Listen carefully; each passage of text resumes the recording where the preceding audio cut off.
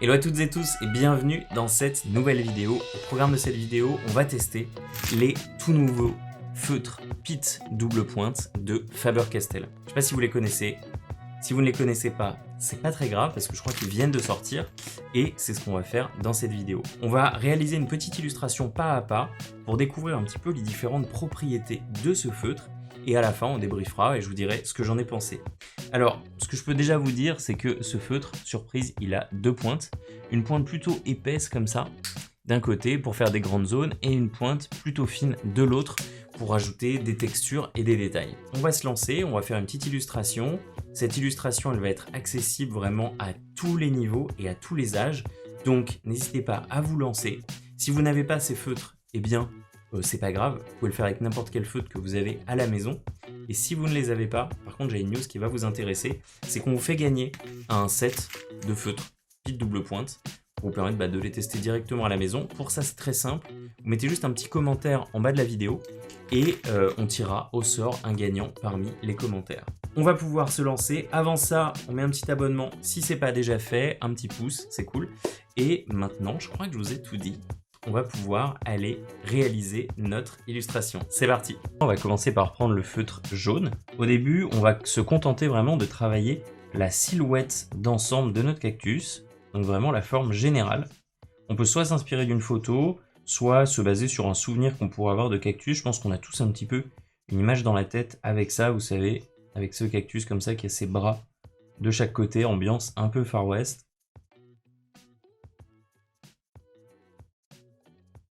Je vais remettre d'abord le corps de mon cactus, la forme principale. Et après, on va venir, on va lui poser ses bras autour. Voilà, là je pense qu'on serait pas mal. Allez, je vais les lancer un petit peu. Mais on est bon. Donc là, à partir de là, la forme principale de notre cactus, elle est posée. Pour le moment, ça ressemble pas forcément à grand chose, mais vous allez voir, on va continuer d'avancer. On va prendre notre feutre turquoise. Et cette fois-ci, on va prendre le côté pointe fine. Et on va se délimiter un petit cadre pour les bords de notre image.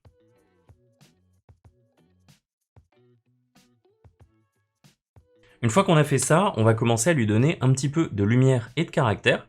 On va prendre notre feutre turquoise, on va le prendre du côté pointe épaisse, et on va venir s'imaginer que la lumière elle vient de la gauche, et donc du coup que le côté droit de notre cactus est plongé dans l'ombre. Donc faites-le avec moi, tout simplement ce qu'on va faire c'est que tous les côtés à droite du cactus, on va venir les foncer. Vous avez vu que ces feutres ils se superposent vraiment très bien, les couleurs se mélangent entre elles. Donc quand je mets comme ça un turquoise sur le jaune, ça crée une nuance de vert qui est super intéressante.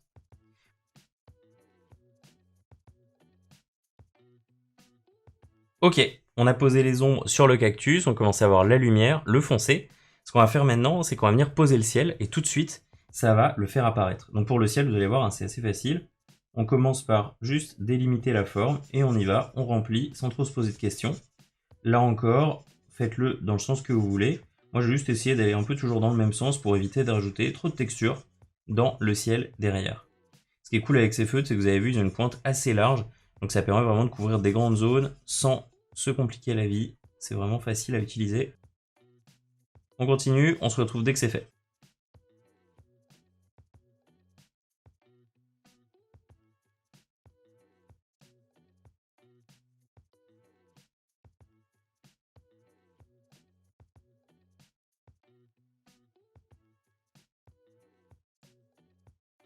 Ok, donc là ça y est, mon ciel est posé, on a la lumière, on a l'ombre. Maintenant, ce qu'on va pouvoir faire, c'est venir commencer à travailler un petit peu les textures de notre forme pour lui donner un petit peu plus de style. Pour ça, je vais prendre la pointe pinceau de mon feutre et on va venir tout simplement comme ça tracer des lignes dans la partie en lumière. Ce qu'on va faire, c'est qu'on va essayer de faire des lignes de plus en plus fines à mesure qu'on s'approche du côté gauche du cactus pour faire vraiment comme s'il y avait plus de lumière de ce côté-là.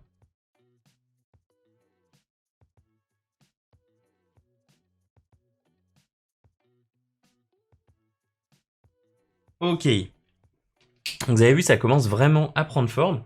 Maintenant, on va continuer de foncer, de donner du contraste pour lui donner un petit peu plus de relief. Pour ça, je vais prendre un bleu un petit peu plus soutenu et on va venir exagérer les ombres, on va venir exagérer les lignes. Pour ça, on va prendre le feutre côté pointe épaisse et on va venir travailler les ombres les plus fortes sur notre forme. On y va comme ça. Cette forme qui est dans l'ombre, on va la passer tout enfoncée. Hop, et vous allez voir que là vraiment, le relief va commencer à apparaître. Donc je vais en mettre un petit peu sur le côté ici. Je vais venir un petit peu foncer la base des tiges de notre cactus.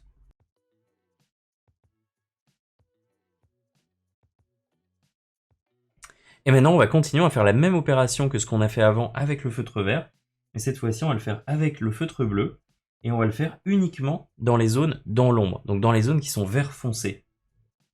Hop, on y va. Des lignes.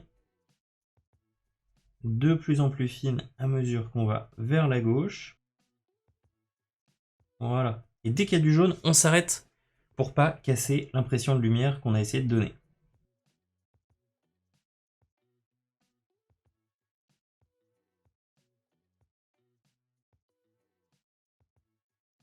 Dès que vous sentez que vous devez être bien précis, n'hésitez pas à aller utiliser le côté fin du feutre.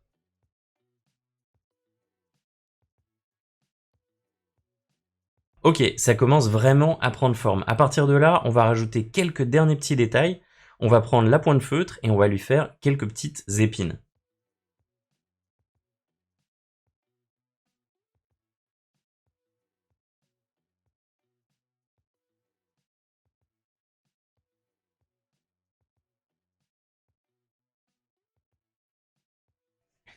Ok, là on est bon pour les petites lignes et les petits points bleus sur le reste.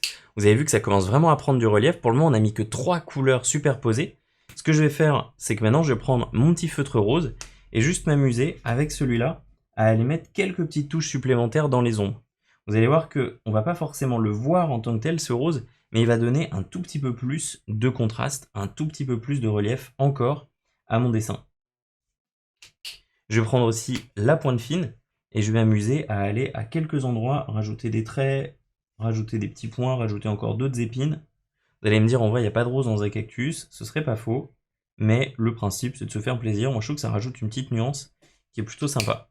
Et ce qu'on va faire avant de terminer et d'ajouter les derniers détails, pour donner un tout petit peu de contexte, c'est qu'on va venir mettre un tout petit décor juste en dessous. Vous allez voir, c'est pas compliqué, on va reprendre notre feutre bleu, on va prendre la pointe pinceau, et on va venir comme ça, dans la partie basse, dessiner des montagnes. Alors vraiment des montagnes très suggérées.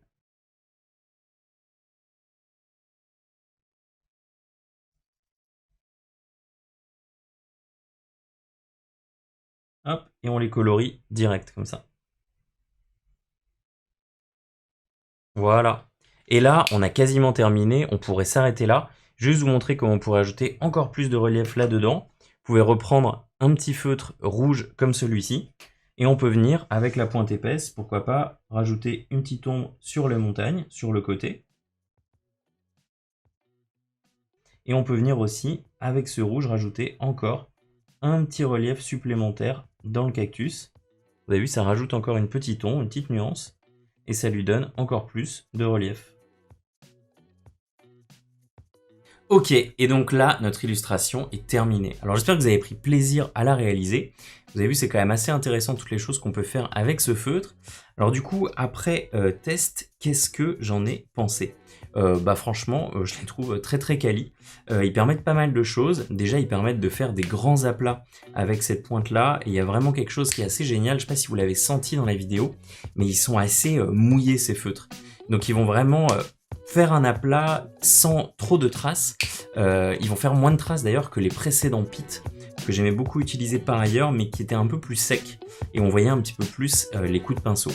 Alors évidemment, hein, c'est pas des feutres à alcool, je pense que c'est pas le délire. Ces feutres-là, ils vont quand même permettre de garder plus de caractère dans la touche. Donc c'est pas un rendu tout lisse comme du feutre à alcool.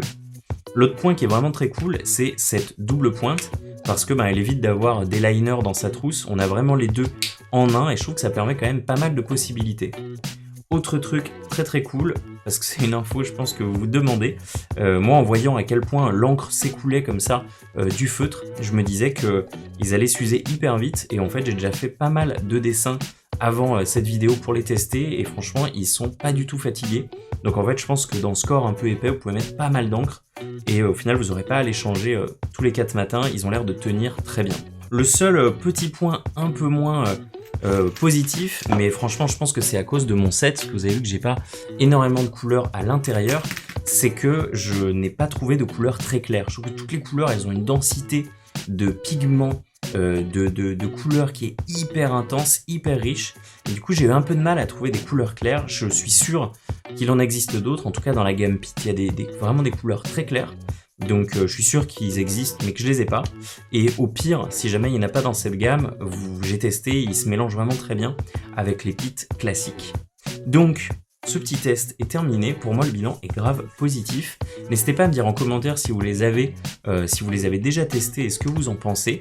Et puis moi, je vous propose maintenant qu'on se retrouve pour une prochaine vidéo. Si vous avez envie de découvrir plein d'autres cours sur l'ILU, sur le feutre, sur l'ILU au feutre et sur plein d'autres sujets d'ailleurs, n'hésitez pas à faire un petit tour sur Drawers, notre plateforme de cours en ligne. Il y a vraiment des tonnes de trucs à y découvrir. Je vous mets un petit code promo pour bénéficier d'une petite réduc en description. Et moi, je vous dis à très vite pour des prochaines vidéos. Salut!